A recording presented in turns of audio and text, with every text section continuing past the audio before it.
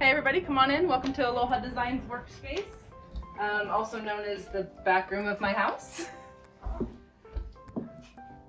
This is one of my many machines that I get to work on. We kind of rotate around and just work within the space to do what I can do.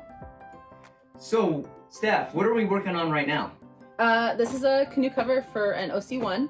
Okay. It's about, 252 inches of fabric. Wow. So that's a lot of fabric. And Yes. for an OC1, so we're looking at between 19 to 22 feet depending on the canoe. Yes. So how long does something like this usually take for you to do?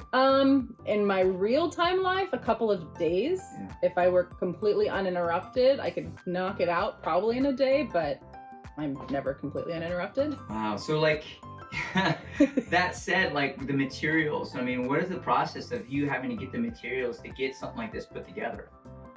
So I order from a company that's based out in the Midwest, and so there's the shipping time to get me the fabric for the custom stuff. I have a few rolls of fabric on hand in case someone's like, oh, I just want gray, which is a very popular color. So I have a bunch of gray already.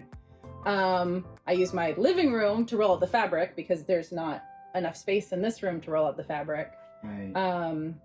But yeah, so shipping time to get the fabric here, and then I do a lot of my work in the evenings after the kids are asleep. Wow. They've learned to sleep through the noise of my machines. Because during the day, right now everyone's home, right? Right. So, and we're teaching the kids and helping with school and stuff. So a lot of the work is done in the evenings. Wow. Um, Literally burning the midnight oil. Yes. Wow. Yes. Oh. And there's, sometimes, work gets done during the day, but it's little fits and spurts because someone needs tech support or help with math or something. Right on. Wow. So outside of canoe covers, what other things do you typically do? What do you find yourself doing? This year has been major for canoe covers. It's been a huge, influx of orders for canoe covers. It started off with hula bags, and I dance hula, and so making bags that are very specific to the implements that hula dancers need. Right. It's kind of a niche market for sure. There's not a lot of people out there that do that. And to anything, pillows and aprons and purses and home goods stuff. People come to me, it's like, hey, can you make a cover for my whatever? Yeah, I probably can. Right on. I'm making a cover for somebody's camping stove next week. Right. Wow. It's just like, hey, can you do this? I'm like, yeah, probably. Nice. Wow. So I like doing the custom work. It's fun to kind of create, and it gives my brain a little bit of exercise to come up with something new. And you also do paddle covers too, right? Yes, I do covers, little bags for your individual paddles, outrigger, sub, dragon boat. Nice. Yeah, all of that. Again, people kind of like, oh, can you do this? I'm like, yeah, I can probably do that. Right on. Well, awesome. So have you found anything that you haven't done? Been able to, if someone asks you something that you haven't been able to do and you're like, oh gosh, I would love to, but I can't? Recently, actually, I had someone who, he's a paddler I met through the paddling community, but he lives on a boat. And he's like, oh, can you make these things from the windows for his boat? And I was like, that may be a bit beyond I'm like, technically, yes, I probably could. I can't guarantee that like boat windows need to be very taut and very specific. Right. So I actually turned that one down. Oh, that's pretty awesome. It was hard. Yeah, no. It's hard to say no. Totally, but having that understanding of that, lack of, just because there's an opportunity there, it doesn't necessarily, making sure you're getting a good quality product.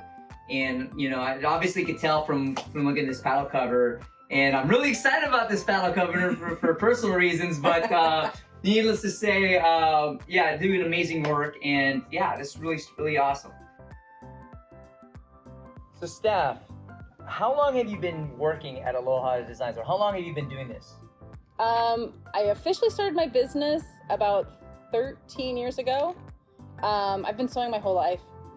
Most of my life. My mom taught me when I was a kid, and I would sew projects, make little gifts for friends. And in high school, for my color guard team, I would make stuff for my color guard team, like matching bags or whatever. And it's funny, thinking back, that I used to do this. And in college, obviously, I didn't take a sewing machine to the dorm with me, so I found other crafty ways to get my my craft outlet out. But it started as a hobby, and it became a side business, and then it became a full-time business. Wow, that's awesome. So, that being said, that's really great way to segue into the next question. What drove you to start this business? What was it that, this business was giving you that why I should do this? Um, I started, like I said, I started sewing off things for myself that I needed or something that Clarke needed. And then like my hula sisters is like, oh, it's your birthday. I'm gonna make you a bag for your birthday. And then it's like, oh, this is really great. You should sell this. And it's like, oh yeah, whatever. I mean, the business started with like purses and ribbon lace. Like that was my first couple products. And I still make those, but it's gone, oh, you should try this. I get a lot of that. Right. And some of it I do try. And yeah, like Clarke started paddling before I did. And I was like, hey, I'm gonna make you a paddle bag. And that's where that came from. And it just kind of, someone's like, hey, can you sew canoe covers? I'm like, probably, let's give it a shot. Wow. And so it just kind of, I like the creative outlet. And I don't know, I don't mind sewing the same thing over and over. It's not boring. I don't know. Some people go, oh, that's boring to sew 20 of the same thing. And I don't know. That's awesome. So it really sounds like to me, it's like it just came from just a organic element of just from your living your lifestyle and dealing with your, working with your friends and, some of the hobbies that you're associated with, that when your friends would tell you, we need this done, and it just lead to your passion. And that in itself is pretty incredible. And that, moving it from a hobby to a business, but it sounds like it's who you are. Yeah. And, yeah. So I think that's really awesome. So being that said, how do you feel when you see someone using your product, when you see it out there? Oh my gosh.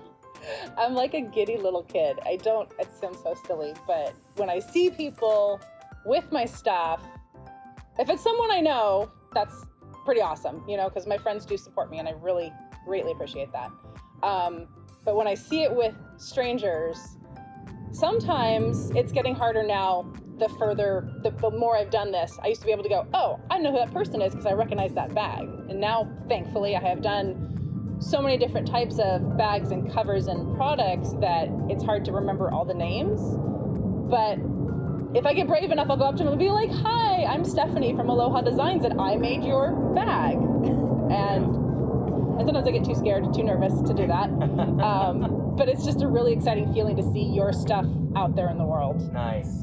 Right on. Yeah. No, that's incredible. I mean, so in this business, obviously there's been times, I'm sure you've had some challenges. I mean, have there been any low points? Has there been any times where things were just like, oh, this is really a grind. I don't know if this is something that I can keep doing.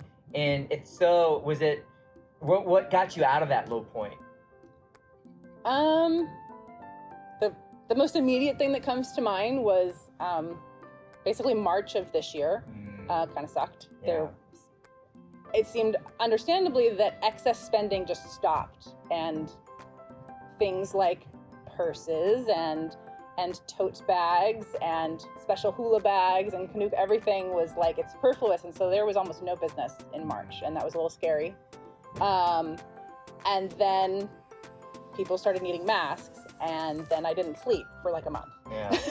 The whole family, Clarke and the kids helped with, prepping and elastic and all that kind of stuff. And having that support of my husband and my kids and my family and extended family and friends and stuff to be like, hey,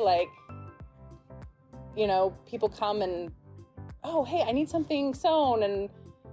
And the greatest gift is that even if they're friends or family, they're like, no, this is your profession. We're paying you to do this job. We're not asking for favors. Right. So that actually helps a lot, is having that community. Yeah. Well, that's awesome, right? And Yeah. just to kind of touch on what you had, it sounded like you adapted to the situation. Did you pull yourself out given the circumstances? Yeah. Right. So that's pretty amazing. So I mean, that all being said, how long do you see yourself doing this? Forever. Forever. I mean, I call it work, but it's not really work. I enjoy it. I love to sew, and I don't know. I don't see an end in sight.